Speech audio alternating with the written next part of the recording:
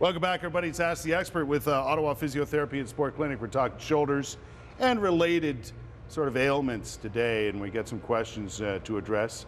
Christine is on the telephone. Good morning, Christine. How are you? Good morning. Thank you so much for doing this today. No, not a problem. What's your question? Okay, I was at the ER 2 weeks ago because my elbow was in a lot of pain, and they put it as epicondylitis. Epicondylitis. Yeah.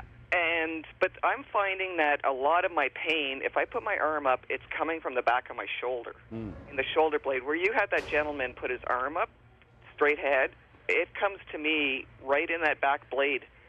Okay. So I'm wondering if that's causing all the other pains down my arm and the numbness in my hand. Okay. It's most likely, actually, if we just use Peter's arm here. Epicondylitis, you've got two of them, one on the outside, one on the inside. It doesn't really make a difference, Christine, which side we're talking about in your case. A lot of the epicondylitis issues that are occurring in the elbow are usually byproducts of sometimes occurring in the shoulder and usually in the neck.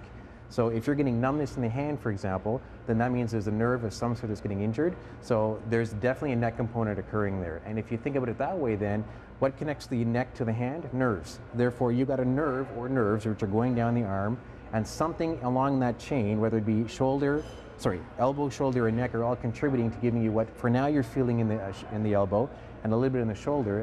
And if it gets really bad, you'll probably eventually start feeling in the neck as well. So no kidding. It's a little bit of everything. Yeah, exactly. So you have to determine where it's originating and go from there. Correct. So Christine needs to come see you. Yes. It would be quite helpful. Yes. Right? Yeah. Noel is on the telephone as well this morning. Noel, how are you? Good. Good. And you have a question. Is it your wife who's having some trouble? Yeah, she's had problems with a sciatic nerve. Right. And it's going from her back all the way down her legs, and she can hardly walk. Right.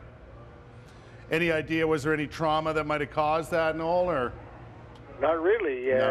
It just come up, and we thought it might have been from doing some garden work, but we didn't do any this year so far. Okay. So. Okay. Common problem that Noel is talking about, right? Yeah, a lot of people come in with back pain, and again, I'm going to turn Peter around. When I was referring to the shoulder, you've got 5 joints. Well, in the lower back, you've got 32 bones. Each bone has got 3 joints each, so 32 times 9, okay? And then we've got all the muscles and ligaments that are related to that. So if a person's getting pain which is going down the leg, and if it's going down both legs, then that's a pretty significant injury that's irritating the nerves. And then the first thing that should happen in that case, Noel, is I'd probably recommend that you see your family physician just to rule out anything that's occurring in the back that is warranted, that needs to be looked at first. And then depending on what shows up or doesn't show up, the next bet would be to go see a physiotherapist to try to assess what's occurring in the lower back in terms of the joints and muscles and whatnot to figure out what's causing the problem. Right. So it takes some investigation again to get at the root of the problem, because a lot of people complain about back pain and sciatic nerves and so on, right? Right. Because they've heard the term somewhere or what have you. But there may be other things related to that issue that you need to figure out. Exactly. Like the medical definition of sciatic nerve pain is pain coming from the back, going down the back of the entire leg, going into the foot.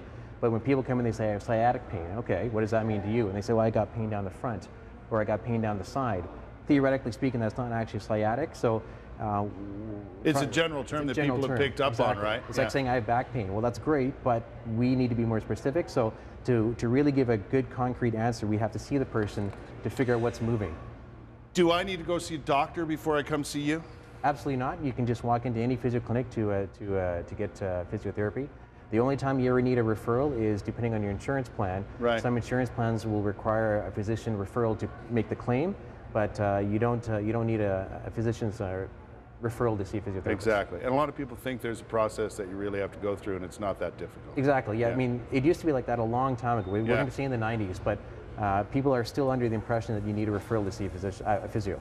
We're going to take a look at how you get in touch with Matthew and his team at Ottawa Physiotherapy and Sport Clinic. They have a Barrhaven clinic, there's a Westboro clinic, and one in Orleans too. There are the phone numbers. There's the website, which is quite informative. So if you have some questions about anything that they do, it's all listed right there. It's easy to find out, and then make your appointment and away you go. Thanks, fellas. Appreciate it. Thanks, sir. Okay, we'll be back with more. We've got the Holy Redeemer School here with their cookbook, and the Honey Runners with some music. That and more coming right up.